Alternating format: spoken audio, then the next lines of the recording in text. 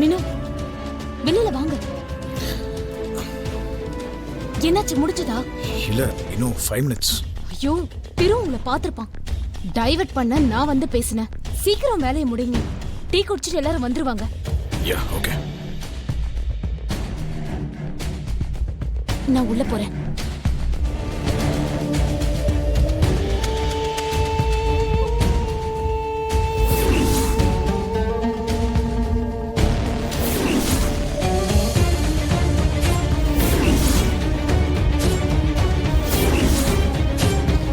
File இவ்வளோ பெருசா இருக்கு. டெலீட் ஆக எவ்வளோ நேரம் ஆகுது?